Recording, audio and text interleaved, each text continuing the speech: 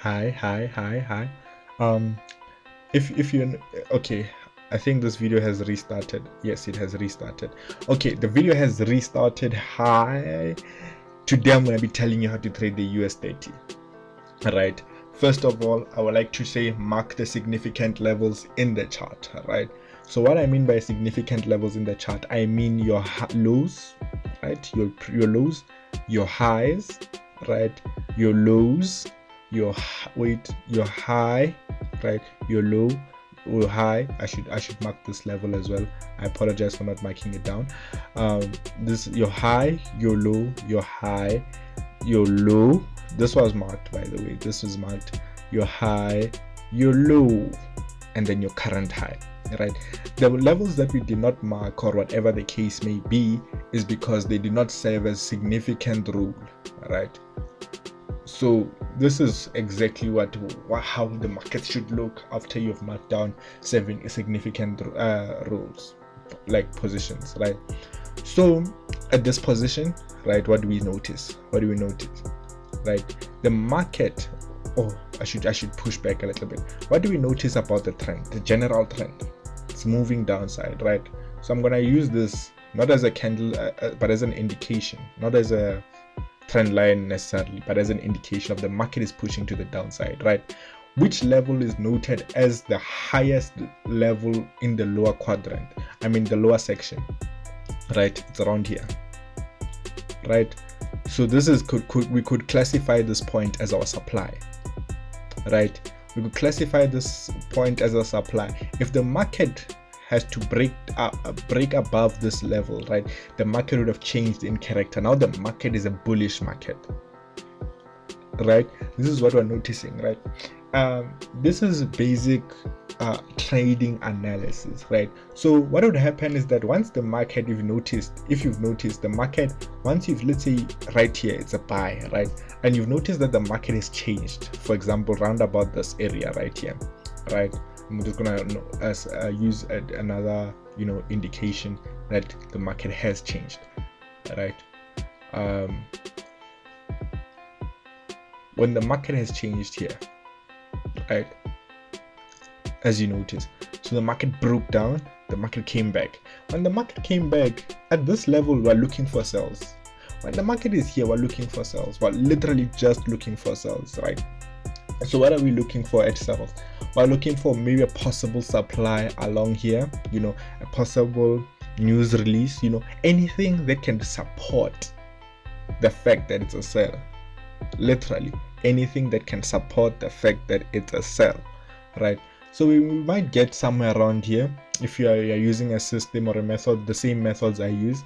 All right, you're gonna get somewhere around here, you're gonna place a trade and you're gonna take profit. If you do take profit, if you don't take profit and then it comes back and kicks you out, it's fine. You're gonna come back in again, then it's gonna hold it until maybe around this area or this area. You never know when you can, how long you can hold the trade, right? So until the market breaks this level, it's in a bearish movement. So we can still place trades, sell trades along this area, right? This is what we're noticing.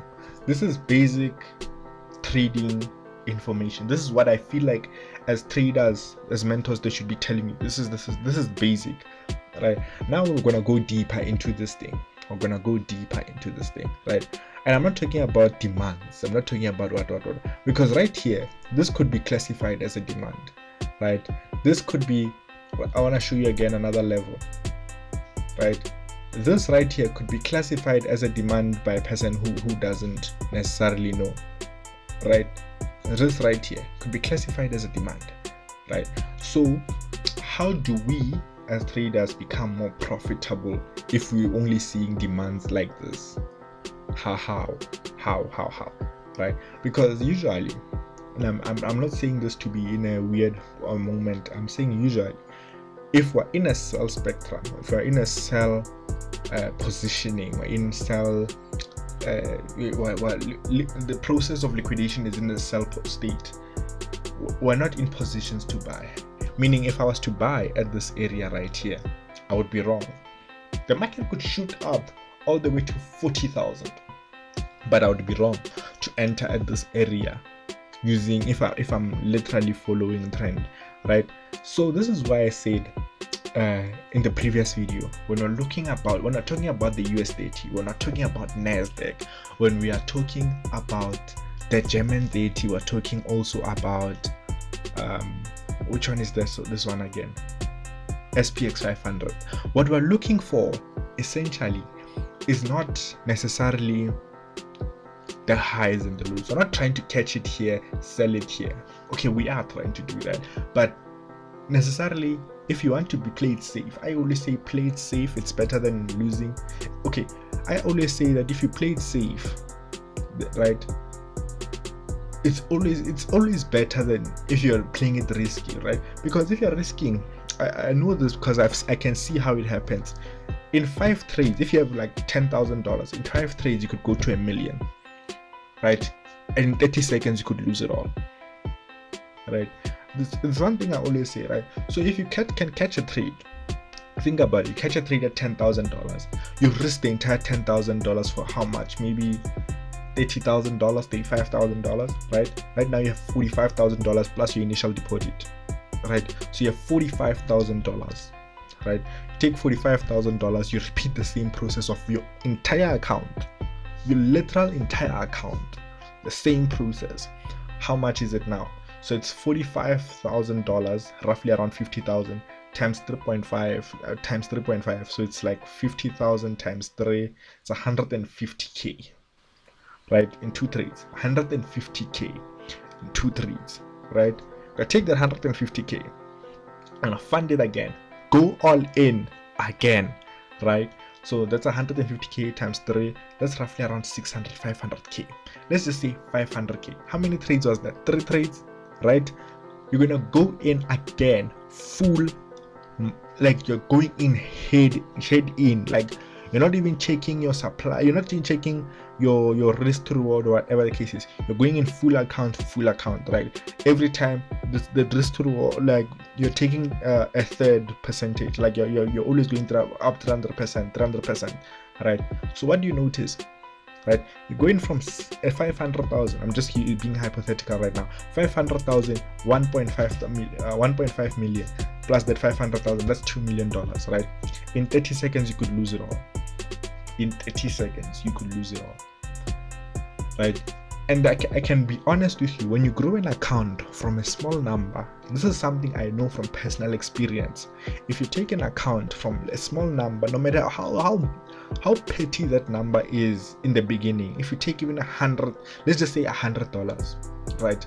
You might not respect the $100, but at the time we come from different backgrounds, so some of us respected $100, right? Take $100, you take that $100, you grow to $25,000 and you lose it in 30 seconds. You've never seen that amount of money in your life, but you lose it in 30 seconds, right? I kid you not. That is the depression that falls under the sadness that comes after that is insane. It's beyond humane, right? So that's why I keep saying, if you're going to be a trader and you want to stay a profitable trader over time, play it safe. There's nothing wrong with playing it safe. You know, there's a lot of things you can do while the market is still running, right? The time is unlimited, right? So besides that, I'm gonna come back to the conversation of which was how to trade the US30, right? So this is what we notice of the basic things, right? So what else do we notice about the US30, right? What do we notice? Number one, we also notice that everything we see here is business supply and demand, right? This 30 here symbolizes the top 30 businesses in America, companies in America, right? So you need to pay attention to those companies. So around about here, good news could have been released, right? Good news could have been released, but because, you know, orders and things need to be fulfilled before the time is, the market could have come down, kicked out a few orders, you know, a few retail traders, and then started pushing to the upside. That's something about trading, you know.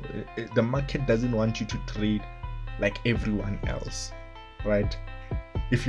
I'm gonna be honest with you when I say I trade the way I trade, because that's how I feel.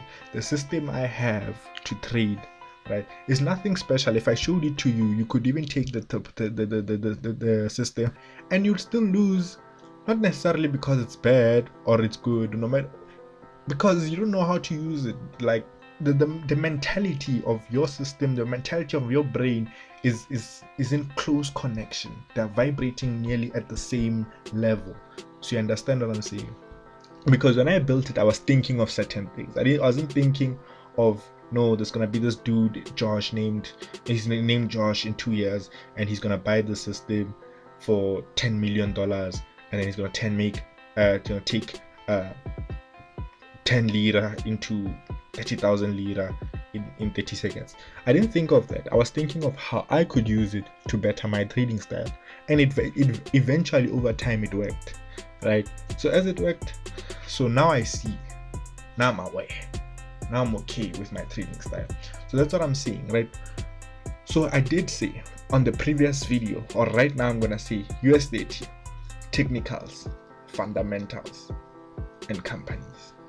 Fundamentals, I literally mean the US dollar, right?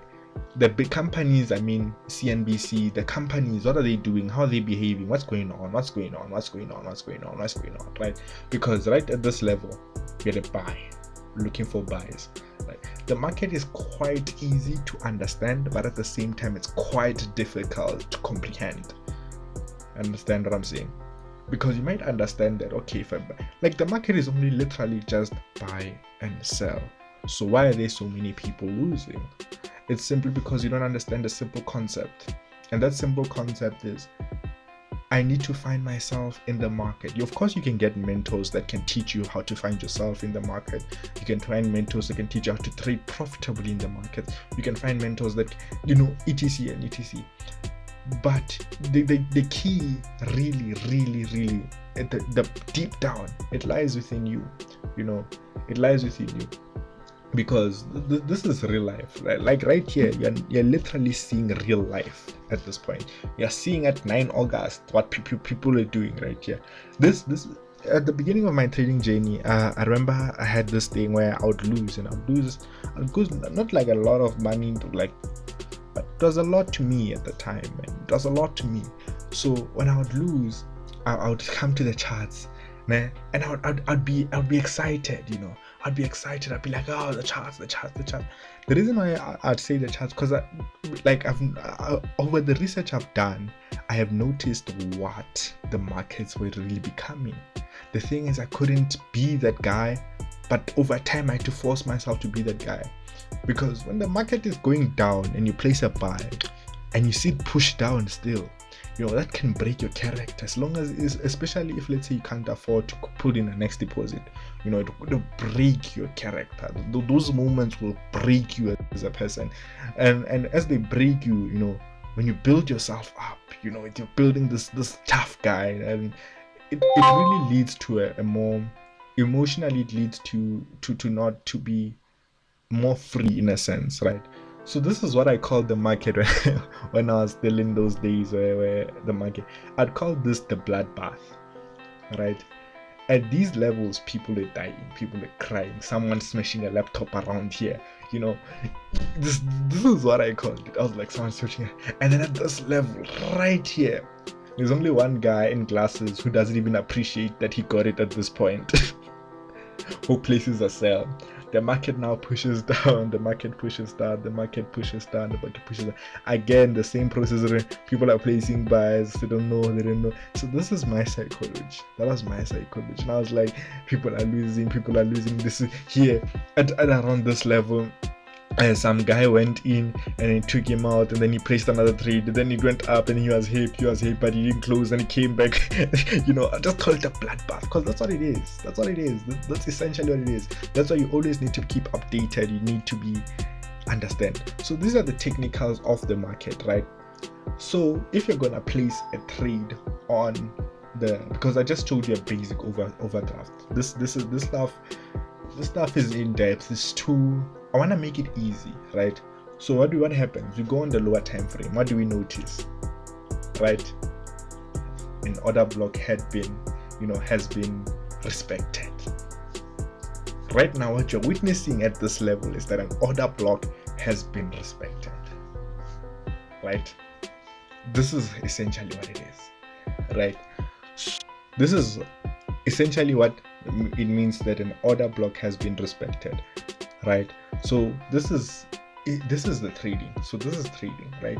So now I'm gonna use this is not SMC, guys. This is in-depth supply and demand. It's not SMC. I feel like there's a misconception because SMC is not necessary. I don't feel like SMC is a real strategy. I know that it works. I've met people that they say it works, but I don't believe SMC in itself is a trading strategy. I feel like SMC is a trading method. You know, if you are smart about your money, whether your strategy is good or not, but you're smart about your money, you're using smart money concepts. So it's a method. To me, it's a method, right? This is in-depth supply and demand. You understand? So if right now I'm going to teach you how to use a simple to use strategy that roughly has around 40 to 60% accuracy. Up on my other screen, so don't mind me. So what do we notice, right? What do we notice is that first of all, we're gonna need a moving average. But why do we need a moving average since we're trading so good and etc? No, a moving average just shows us where we belong, you know. So we're gonna also need a specific time frame, and once you choose a time frame, you can't go back. That's the only key. That's the only, rule of the case, right? So I've chosen, let me choose H1. I've chosen H1, and this is the time frame I'm gonna stick with, right? Here comes the hard part, right? Anything above is a buy, anything below is a sell. So right here you would have caught this buy, right? Sell. Everything, if it's below, you're looking for a sell. If it's above, you're looking for a buy. You're not gonna try to negotiate. No, it's not high enough. No, simple. If it's above the moving average, it's a buy. If it's below, it's a sell. All right. So that's it. So that's not necessarily the strategy, but like we're getting there. Right. So as you can see, what do we notice? Right. I feel like US30 on this current one, it shows what to expect exactly, right? Because you see it like this, right? What happens now? You can maybe go into a lower time frame to see what it is, right? So roughly you're gonna come right when the market starts to break through at this level, right? You're gonna come to around, you're gonna mark that level, so the moving average is there. So you go to M5, right? And then you start looking for reasons to place buys. Only reasons to place buys. Until it comes back to this level, you're looking for reasons to place buys. So you always go, maybe if you have two screens, you'll always be checking, or maybe it's not that yet. So you're gonna be always checking, for example, I'm using one screen because I can't screen record multiple. Yeah, but you get the gist, right? So you're gonna be looking for buys, only buys. So whether it's a trend line, whatever methodology you're looking, the strategy kind of works. I'm not gonna say it doesn't work. It kind of works simply because I believe that the methodology of the trading method is accurate, right? It's accurate because you need to understand how your risk to reward. So for example, here you would have caught a nice buy, right? Here you would have caught a nice buy, right?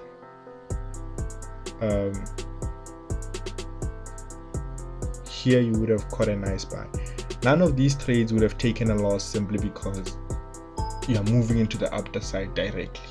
You understand what I'm saying?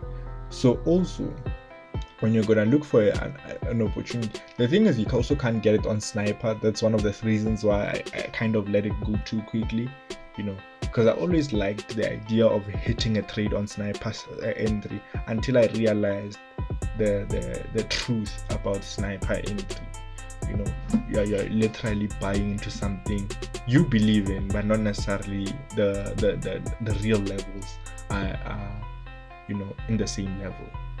So it becomes a bit more tight, more complicated. So remember, risk to reward is 1-to-1. So you might put your stop loss right here, right here, right here, and you just hold. The market makes you money, builds you something, and so on and so on and so on. That's it. That's the strategy. I feel like if you want the in-depth of the strategy, let me know in the comments, and I'll make sure to go deeper into this easy to use strategy, right? So from me, signing out. Achoo.